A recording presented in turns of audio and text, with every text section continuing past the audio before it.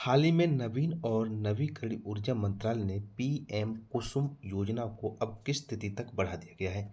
ए 31 मार्च 2025, B 31 दिसंबर 2026, सी 31 मार्च 2027, D 15 अगस्त 2029। बच्चों, comment box में आप अपना जवाब दीजिए। तो यहाँ पर है आंसर आपका सी, 31 मार्च 2027 तक इस योजना को आगे बढ़ा दिया गया है। पीएम कुसुम योजना की अवधि को बढ़ाकर 31 मार्च 2027 कर दिया गया है। पहले इसका लक्ष्य 2026 था। इसका उद्देश्य किसानों को ऊर्जा सुरक्षा प्रदान कराना, पारंपरिक डीजल पंपों को हटाकर उन्हें सौर पंपों से बदलना, खेती की लागत को कम करना है, किसानों की आय को बढ़ाना है। यह योजना नवीन और नवीकरणीय ऊर्जा मंत्रालय के अंतर्गत आती है। सब्सिडी इस योजना के अंतर्गत 60% सब्सिडी दी जाती है। इसमें केंद्र और राज्य 33% का योगदान देते हैं। पीएम कुसुम योजना की फुल फॉर्म क्या है? प्रधानमंत्री किसान ऊर्जा सुरक्षा एवं उत्थान महाअभियान। हाल ही में दीप शक्ति सैन्य अभ्यास का आयोजन मुख्य रूप से कहाँ किया गया है? ए लक्षद्वीप समूह, बी अंडमान और निकोबार द्वीप समूह, सी विशाखापत्तनम तट, डी खम्बात की खाड़ी। प्यारे बच्चों, आप कमेंट बॉक्स में जवाब दीजिए और छोटा सा दिल भेजिए। बी इसका राइट आंसर है। अंडमान और निकोबार द्वीप समूह इसका राइट आंसर है बच्चों। द्वीप क्षेत्रों की सुरक्षा और तुरंत सैन्य तैनाती सुनिश्चित करना है। हिंद महासागर क्षेत्र में बढ़ती चुनौतियों को देखते हुए भारत अपने द्वीपों की सुरक्षा के लिए तुरंत प्रतिक्रिया क्षमता विकसित कर रहा है, जिसमें सैनिकों की हवाई मार्ग और समुद्री रास्ते तेजी से द्वीपों पर उतरने का अभ्यास कर रहा है बच्चों। भारतीय रिजर्व बैंक आरबीआई की स्थापना किस आयोग की सिफारिश पर की गई थी?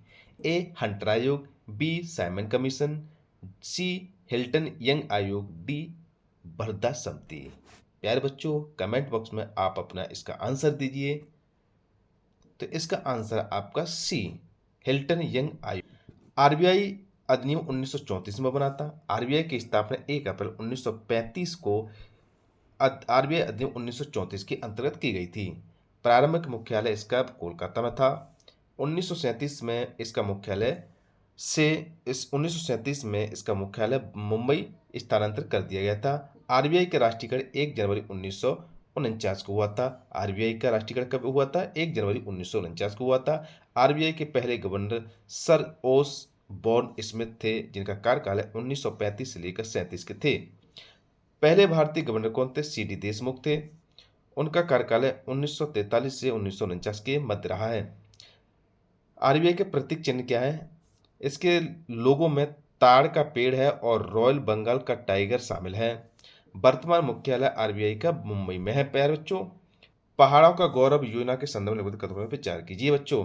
ए यह योजना केवल उत्तर पूर्व राज्यों के लिए है। बी इस योजना के तहत अरुणाचल प्रदेश को सबसे अधिक बजट आवंटित किया गया है। सी इसका मुख्य उद्देश्य तटीय क्षेत्रों में पर्यटन की बढ़ावा देना है। डी इस योजना का कुल बजट 10,000 करोड़ है। प्यारे बच्चों, बताइए कमेंट बॉक्स में आप अपना जवाब दीजिए। तो इसका राइट आंसर बी है बच्चों। इस योजना के तहत अरुणाचल प्रदेश को सबसे अधिक बजट आवंटित में धनराशि प्राप्त हुई है बच्चों। केंद्र सरकार ने इस महत्वाकांक्षी योजना के लिए 25,000 करोड़ का प्रावधान किया गया बच्चों। यह योजना सड़कों और बिजली और संचार जैसी बुनियादी सुविधाओं में सुधार करके पहाड़ी क्षेत्रों को आर्थिक विकास में गति देना है। यह योजना केवल 9 हिमालयी राज्यों के लिए प्रारंभ की गई है: अरुणाचल प्रदेश, हिमाचल प्रदेश, नागालैंड, उत्तराखंड, त्रिपुरा और मणिपुर और मेघालय, सिक्किम और मिजोरम। भारत के वरीयता क्रम के अनुसार निम्नलिखित में से कौन सा मिलान सही है बच्चों? बताइए। ए प्रथम नागरिक प्रधानमंत्री को कहते हैं, बी द्वितीय नागरिक राष्ट्रपति को कहते हैं, सी तृतीय नागरिक मुख्य न्यायाधीश होते हैं, डी चतुर्थ नागरिक राष्ट्रपति होते हैं। बच्चों, कमेंट बॉक्स में आप अपना जवाब दीजिए बच्चों। तो इसका राइट आंसर है आपका बी। राइट आंसर कौन सा है? बी द्वितीय नागरिक उपराष्ट्रपति होते हैं। हाल ही में विमोचित पुस्तक tides of time Bharat history through moral in parliament किसके द्वारा लिखी गई है बच्चों?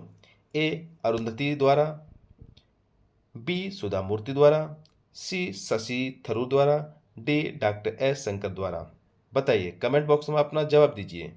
आंसर दीजिए बच्चों, जल्दी से जल्दी जल्दी से आंसर दीजिए। तो इसका आंसर आपका बच्चों बी आंसर आपका राइट। तो सुधा मूर्ति इसकी लेखक है टैट्स ऑफ टाइम की।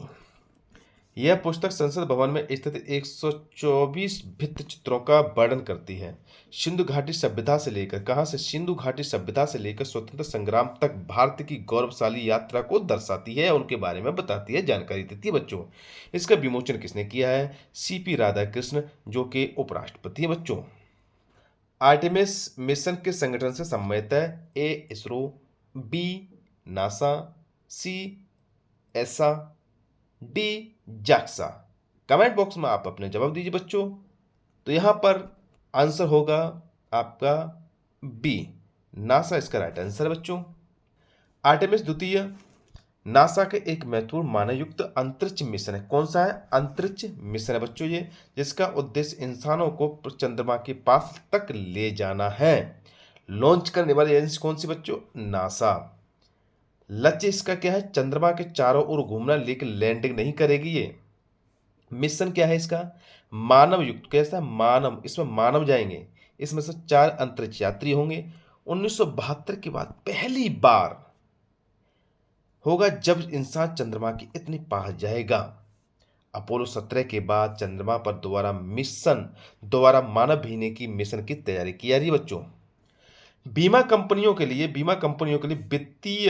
वित्तीय रिपोर्टिंग में पारदर्शिता हेतु INDAS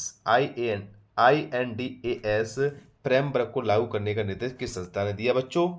ए भारतीय स्टेट बैंक, बी भारतीय रिजर्व बैंक, सी भारतीय बीमा नियामक और विकास प्राधिकरण, डी नीति आयोग। बच्चों कमेंट बॉक्स में आप अपना जवाब दीजिए। तो यहां पर इसका राइट आंसर होगा सी। राइट आंसर कौन सा है? सी, भारतीय बीमा विनियामक और विकास प्राधिकरण। डिजिटल जनगणना में सबसे पहले नागरिक रूप में राष्ट्रपति की गणना की गई है, तथा संवैधानिक रूप से राष्ट्रपति को प्रथम नागरिक क्यों कहा गया है? यह क्यों कहा जाता है? ए क्योंकि वे संसद के नेता होते हैं, बी क्योंकि वे राष्ट्र की एकता और अखंडता और एकता के प्रतीक हैं, सी क्योंकि वे जनता द्वारा सीधे चुने जाते हैं, डी क्योंकि उनके पास सबसे अधिक प्रशासनिक शक्तियां होती हैं। कमेंट बॉक्स में आप अपना उत्तर दीजिए बच्चों। यहाँ पर आपका राइट आंसर है बी, क्योंकि वे राष्ट्र की एकता होती है, अखंडता है, एकता के प्रतीक होते हैं। 16वीं जनगणना के कुछ महत्वपूर्ण तथ्य हैं। यह क्रम है, 16वीं जनगणना प्रारंभ की जा रही है।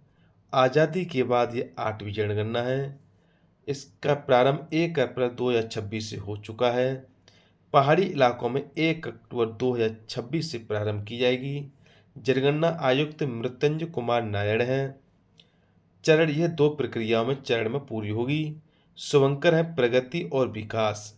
शुभंकर क्या है? प्रगति और विकास। विशेषता, यह विश्व की सबसे बड़ी डिजिटल जनगणना होगी। विश्व की सबसे बड़ी डिजिटल जनगणना होगी।